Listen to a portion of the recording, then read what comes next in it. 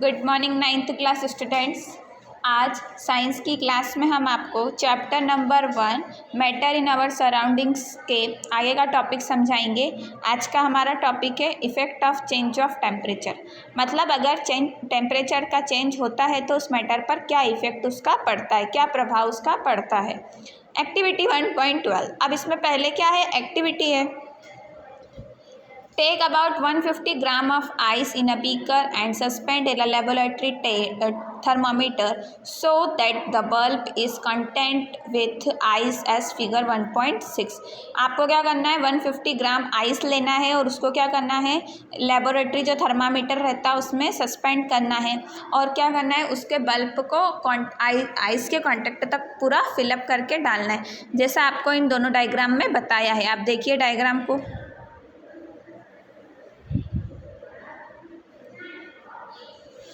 Next step में वो क्या बोल रहा है, start heating the beaker on a low flame. अब क्या करना है, वो जो बीकर है उसको हीटिंग करना है, मतलब उसको नीचे से भाप देना है आपको। Note the temperature when the ice start melting. अब आपको देखना है कि आप वो उसको कितने टेम्परेचर पर वो जो आइस है वो मेल्टिंग करना, मतलब पिघलना चालू कर रही है। Note the temperature when all about the ice converted into water. और आपको ये वाला भी टेम्परेचर नोट करना है कि कितने टेम्परेचर पर जो आइस है वो पूरी तरह से वाटर में कन्वर्ट हो गया है। Record your observation for this conversation of solid to liquid state. आपका ऑब्जर्वेशन आप रिकॉर्ड करो कन्वर्सन में कि सॉलिड से लिक्विड स्टेट तक इसको कितना टाइम लगा। Now put a glass rod in a beaker and heat while steering till the water start boiling. आप क्या करोगे, एक ग्लास रॉड रखोगे बीकर पर और उसको हीट करोगे और स्टरलाइन करोगे। स्टरलाइन करना मतलब उसके हिलाना। अब क्या होगा, वाटर धीरे धीरे क्या करना लग जाएगा, बॉइलिंग, मतलब वो उबलने लग जाएगा। Keep a careful I on a thermometer reading till most of the water has vaporise.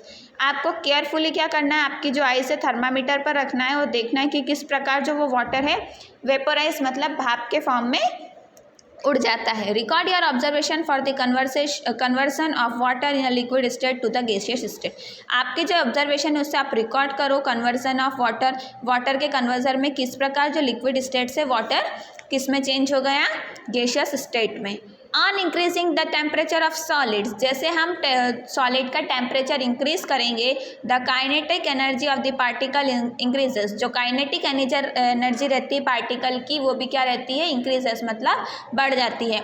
Due to increase in kinetic energy, जैसे जैसे वो काइनेटिक एनर्जी बढ़ जाएगी the particle start vibrating with the greater speed. जो particle रहेगा वो क्या करेगा, वाइब्रेटिंग करना चालू करेगा ग्रेटर स्पीड में। The energy supplied by the overcome the forces attraction between the particles. और वो एनर्जी क्या करेगी, सप्लाइड करेगी हीट को और फोर्स ऑफ अट्रैक्शन, उन दोनों पार्टिकल के फोर्स ऑफ अट्रैक्शन को भी वो क्या करेगी, सप्लाई करेगी। The particle leave their fixed position and start more freely.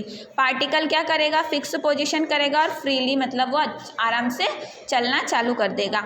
A stage is reached the solid melt and is converted to a liquid. Stage क्या रहेगी, उसकी पूरी सॉलिड क्या हो जाएगा, वो मेल्ट हो जाएगा, पिघल जाएगा और किस में कन्वर्ट हो जाएगा, लिक्विड में। The temperature at which solid melt to become a liquid at the atmospheric pressure is called melting point। ऐसा टेम्परेचर जो सॉलिड को किसमें, लिक्विड में मेल्ट कर देता है वो क्या कहलाता है, एटमॉस्फेरिक प्रेशर और melting point. The melting point of the solid is an indication of strength of the force of attraction between its particles। जो melting point है सॉलिड का वो क्या है, इंडिकेशन है, स्ट्रेंथ फोर्स है और अट्रैक्शन है किसका, दो पार्टिकल्स का। The melting point of ice is 273.116 K मतलब kelvin. The process of melting that is change of solid into liquid state is also known as fusion.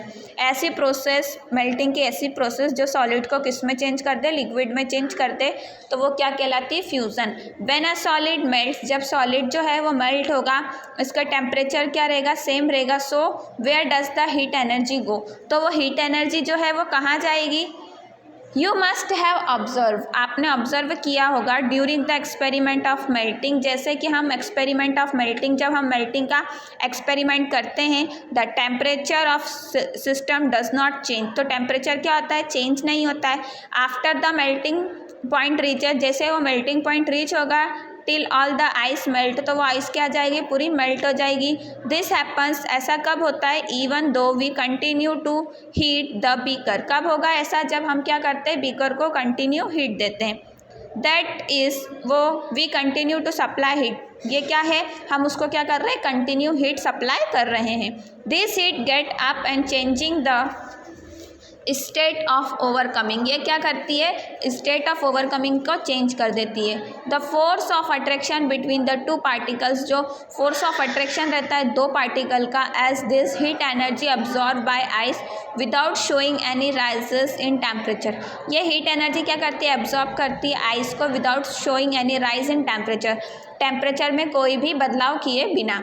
It is considered that it get hidden into the contents of the beaker and known as latent heat, ये क्या consider करता है, hidden of contact consider करता है beaker को, और जो क्या करता है, लेटेंट हीट बनाता है। The word latent means hidden, latent का मीनिंग क्या होता है, हिडन मतलब छुपाना।